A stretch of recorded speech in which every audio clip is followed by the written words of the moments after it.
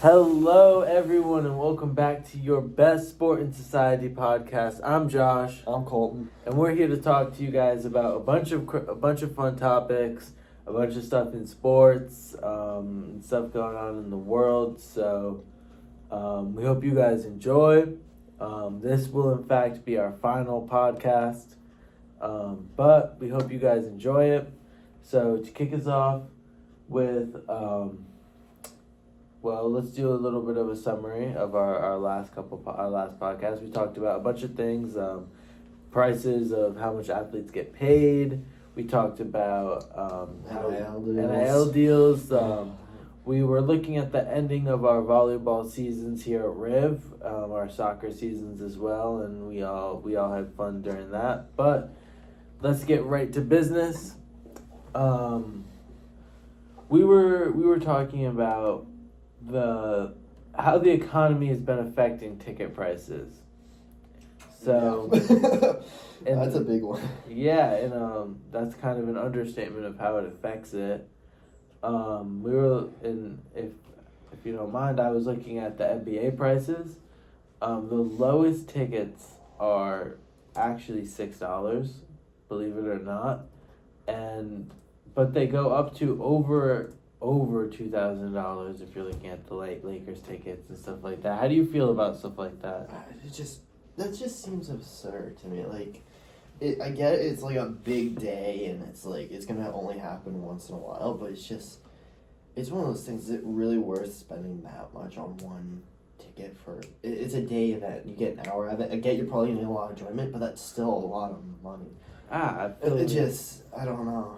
And I was doing a little bit of thinking about it last night, actually, but it's the prices are crazy for some of the athletes. Like, when you think about the athletes who have made it in, coming from poor families or coming from those areas where some of them said they had to save up for years to go and watch Kobe, to go and watch Michael Jordan, and like all those players. You would think like a league like that would want to keep its prices relative to people that can afford it, and not just a bunch of extremely wealthy people. Yeah, you want to look at expensive tickets? Look at the World Series tickets. At one point, getting in, the cost was $1,480 just for one ticket to get into the World Series. Yeah, that's absurd. I'm sorry, like it's just. I get like it's fun. It's rarely gonna happen. Maybe your team has this once in a lifetime chance to actually win. Mm-hmm. But at the same time, you gotta look at it. That's a lot of money just for a game, right? And you get to go see your great players. You get to go see your team and whatnot. But again, that's a lot of money that you worked hard for, and that's not including the food you're gonna spend on, the drinks you're gonna buy. And those prices already go up anyway. And if you're going with family, like right now, I'm looking at 2026 World Cup tickets. I'm looking at them for Gillette Stadium, beautiful stadium, but it's not even for a good match. It's for the 5th match in the group stage, which is kind of like, it doesn't really matter. Yeah. Like, it does, but it doesn't. But each ticket for upper level, like row 283, 2,619. Those are the cheapest tickets for the upper rows per person. What the? So say I want to take my parents and like my siblings, right? Say I have a brother.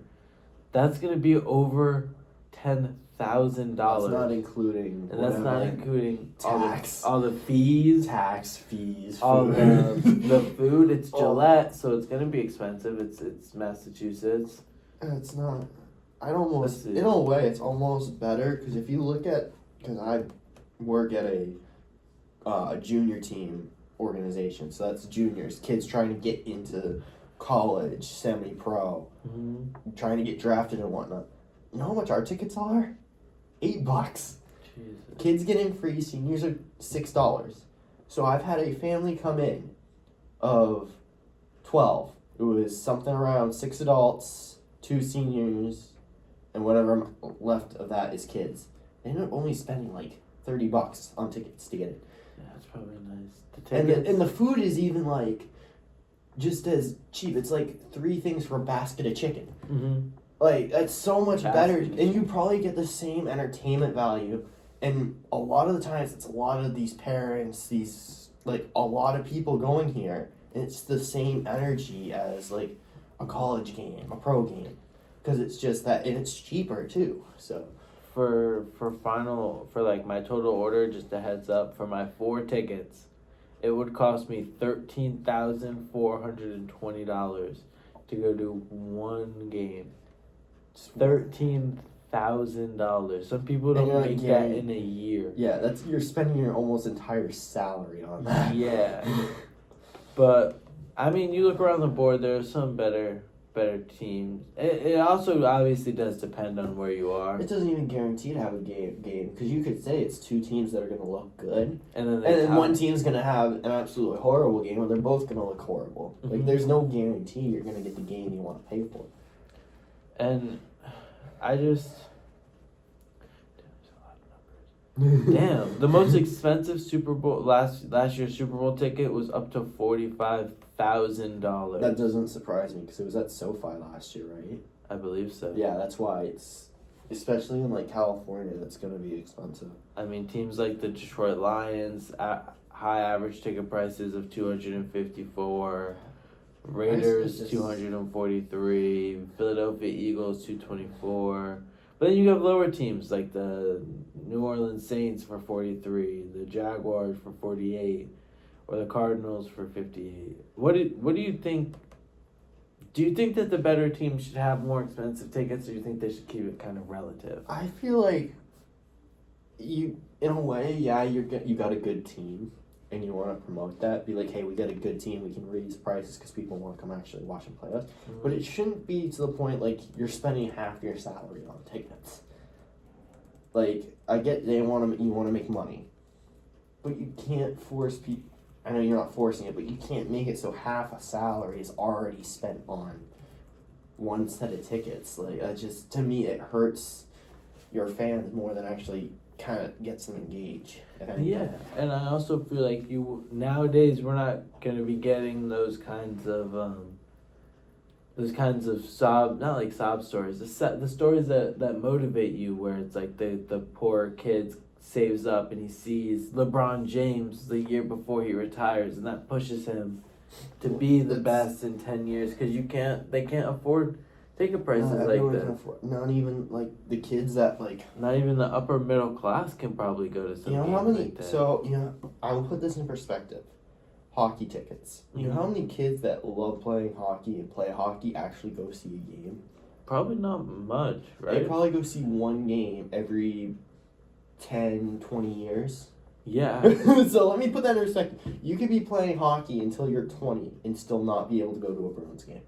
That's crazy. I mean, me personally... Unless you actually get invited through a team or, like, your team provides the tickets. That's crazy. Like, I know an organization that got invited because they knew someone that worked with the Bruins and whatnot to go play during intermission. That's the only time those kids are probably actually going to be able to go see the Bruins. Yeah. Like, that, to me, that's just, in a way, that kills the whole thing because now it's kids that are growing up watching these players and whatnot. But guess what? It's either you go see the player, or do you want to play? That's kind of what it's saying. Especially with, like, I mean, at least for me, for soccer, Premier, like, playing club is so expensive already. Like, it's either you pick or you watch. Yeah, there's no guarantee. Like, I think I've been to one, like, paid-for soccer game that, like, my family had to pay for. And it wasn't even that good of a game. And I think 4 of us went because we brought my friend.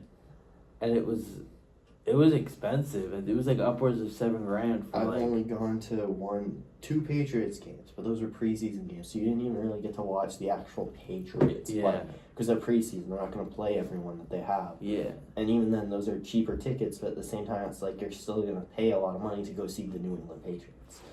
I know. So well, do you think if teams started offering more of like a family friendly type of thing, like a family package where it's like, I feel like that'd be better if they did like a family package because I know they have the suite package. Yeah. Like I feel like there should be 2 separate things. You have the suite package where you can get the suite, but you also get a regular fan package where you get seats. You pay a certain amount for seats. You can get the drinks and whatnot, but it's not all right there in a suite. Like it may be lower, and you may not get as great as quality of food or whatever, but you're still getting the same value as if you're getting a suite in one. Yeah, I mean, I think that works. I think that with like the bundled food and drink and everything like that, like you can get a certain like a good price. Like I wouldn't be opposed to paying like $300 to $400 for a family night. Look at Buffalo with all the snow they just got. They pay fans to go over there to shovel the stadium. They get tickets. They get food. So literally, you're introducing all these fans that want to go to a game. Be like, oh my gosh, we can go to a game. We can get paid for it. We can go to the stadium, be on the stadium, in the stadium, and get food out of it. And we can watch the game later today. Like, that ultimately to me is like saying, okay, yeah, we get probably you don't want to come, but here's what we can offer you to make this at least a little bit more enjoyable. I agree. I think a lot of it is a problem, especially now with how much athletes get paid, like we talked about in our last episode. I think that definitely has an effect on it. I think it's also more a name thing too. Like, yeah, you hear all these great teams. Your instant thought is like, oh yeah, you have this person, this person, this person, this person. This is the team. They've done this. They've done this. They've accomplished this. Suddenly, that team seems so high, that value goes up. But the moment someone says, oh, that team, that ticket, that value also hurts it. I mean, the Raiders, for instance, they're not a winning team, but like you said, they're one of the highest tickets to pay for. Yeah. I'm looking at some tickets. I mean, right here, I'm looking at a soccer team called Real Madrid. They're the best team, and it might be an America thing, because they're the best team in Spain by far. They have 4 or 5 or 6 of like the best players in the world. Their average ticket prices for like around the stadium are $87 a person. That's in Spanish coins, so that's still gonna be less over here. It's a little bit less expensive over here. But still, that's still a lot of I'm money. looking at the right behind the goal tickets are about $450 to $600 depending on where you are around the like where the box is, where all the players sit. Tickets only go for about $450 to be right next to the players. Some $450 tickets probably wouldn't even get you a seat somewhere else. I want to look at some. But, I mean, I also know that MLS teams do, like, a kids' night where, like, students and, like, if you play for a team and you wear their jersey, like, you get a certain amount of money off or, like, discounted tickets for, like, college kids, stuff like that, you know, trying to get, like, the younger... So, Mercedes-Benz is the lowest expensive food for a stadium at $7.49. The most expensive is Lumen Field at $19.98. You're paying $20 for food and beer or any drink. I mean, that's a meal. Like, you're paying for a meal that's probably semi-good. And that's not including how many times you're going to go up to actually get another one. Yeah, that's crazy. I mean, we watched a video in my other sports management class about food prices, and like we were looking at the prices at like TD when we went on a trip, and even alcohol, like they were charging.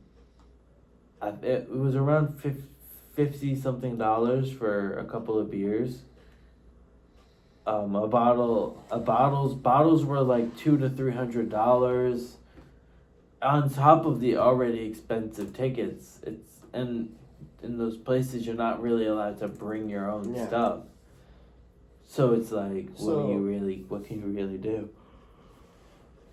When you're at home too, that also affects it too. Like these events, when you're at home, you spend about $43 on food and drinks for the Super Bowl, which is normally like more every year. Mm-hmm. Like that's still absurd. Like that also affects it because like grocery stores don't want to take advantage of that. Oh, it's the Super Bowl. We're gonna chuck a bunch of stuff in here, raise the prices because it's the Super Bowl. Mm. Because no one's really going to care about it. It's the Super Bowl. They just want to get food to celebrate with it. Mm-hmm. So now they're spending an extra 15, 30, 40, whatever amount of money they're spending on groceries because it's the Super Bowl. I mean, yeah, I think it's just insane, some of the prices. It's a lot for very little. Like, you don't get... You're not guaranteed anything. Yeah, you're not guaranteed that your team's going to win, but you're also not guaranteed things to do. Like, it's just really, you sit there and you watch the game and then you go home. Like I mean, normally the middle of the game is the most dreaded part of the game because there's not much that happens. You get a score here, you get a score there, like. And like at TD, they have like a little bit of like not like VR, but like you can hit like the puck like at the thing and try to score on like an AI goalie, like stuff like that. And I think that if teams did more of that but made it free that people can go and enjoy for the price, like for how much you have to pay for tickets, like it would bring back a lot more people and give a variety of things to do rather than just sitting there. And if your team does badly and not leaving a negative impression on you, leaving more of a well, that was unfortunate, but I really enjoyed this thing that I did, like this VR thing that I did that like, you know, or So, even like... There was a game in the NHL that was completely worth the money. It was the Blue Jackets versus the Lightning. It went into 6 overtimes. It lasted till about... 6 overtimes? Yeah, it went into 6 overtimes. It went until about 3 o'clock in the morning. Jesus. Because it was ridiculous. It was like at 10 o'clock, and that's not including ice cuts. And finally, it was a 3-2 game that they lost, but everyone enjoyed it because they got their money's worth out of it. It was a do or die situation for both teams. And this was only game 1, so it was like you really got your money's worth out of that game. Yeah, I mean, that sounds like a good game. Do you think that the players' salaries are making it more expensive, like the tickets? Do you think that's part of the problem? That's another. Well, you look at it and everyone's like, oh, we want money, we want money, we want money, we want money. Well, the people that pay for your salary and whatnot are not only the people that sponsor you, but the people that buy the tickets and jerseys. Mm-hmm. So when you're asking, I don't know, let's say $70 a jersey, not many people are going to want to buy a jersey. Mm-hmm. Unless they absolutely are like, all right, I have the extra little money that I don't want anymore. Yeah. Or can spend, so. I agree. I think. I don't know. To me, it's like, yeah, it's great you're turning a profit, but at the same time, you gotta look at what's making it harder for you to get a profit. And you hear about people saying, oh, we want to get paid, but that's also how much you bring in, too. Mm-hmm. So even if you're bringing in, let's say, $500,000 a year and whatnot, you're only gonna make so much because most of that has to go back into what you just put out. You need to make sure you cover all your costs and whatnot. Yeah, I think you're right. I think it's a very, very hard topic to I guess, kind of because the world we live in now, where everything has to be so expensive. I mean, I'm not trying to complain, but even now, it's still hard nowadays to even sometimes live, let alone go get a ticket for a little bit of fun. Mm-hmm. I think the problem is that there's still a lot of stadiums I don't feel are marketing towards 25 to younger. Because that's the problem is they're forgetting they're too busy thinking about the adults. Mm-hmm. They're too busy thinking about the adults, not the kids that actually want to watch these games. The adults are just going there for the thrill and have a good time. Yeah. The kids are actually there to admire these players, look up to these players. Well, it's hard to do that when their parents can't go and spend half their salary on tickets. And I think that it's also hard because like college students and stuff like that can't always afford to go to a game in 20 years. Those are going to be the like adults. you said, those tickets, that's literally me and you's tuition for a semester Yeah. almost. Like, and we don't have that money just And lying around. it's like if in 10 years, 20 years, you're going to want the teenagers and adults now to bring their children, you're going to need to make it, firstly, not just more affordable, but more enjoyable for everybody around it. If I'm going to go to a game and pay $600-$700 for a fucking ticket, fucking work. it better be like a good ticket. It like, better be 5 overtime. Yeah, It's going till 3 o'clock in the morning. In TD they have a seat that you can it's literally blocked by like a pole, and it's like if I'm paying $600 to $700 or even $1,000 for a ticket, it's not going to be blocked by a pole. Like I'm not. So it's not sliding. The new hockey team they put in Utah, they use the Utah's stadium and whatnot for the basketball team. There's a pair of seats, you can't even look over the balcony to see the goal. So you can only see half the ice. Why would people want to go and spend tickets, like spend money to go get tickets just to see half the ice, half the excitement? I think that all the sports leagues need to rethink the values of sports and to definitely become more down to earth, just because it betters not just the experience for them, but it gives them a positive look back, and it makes more people more willing and wanting to go and have those like experiences where in 10 years when your parents are older, or like you have kids of your own, you could be like, I went to a Celtics game and I had the best time of my life. I watched Jason Tatum drop 50 points, and then I got to go shoot around on a life-size NBA net, and like I got to go do a bunch of stuff, and I got to see TV, like stuff like that, like would last if the right amount of effort is put into the execution. They're also forgetting that the memory for those kids too, or those people that may not always be able to see a game, it's eventually, now it's still expensive, but it's affordable expensive almost. We get to go see this game. Let's go make a good memory. Even if the team loses, we'll go make a good memory out of this. We get to go watch these players. Like, I think that's where it's lacking. It's no longer the focus of making the memory, making people want to go have a good time. It's more how much money can we actually physically drain out of some people, because we have now all these salaries, all these expenses. Yeah, I mean, I agree. I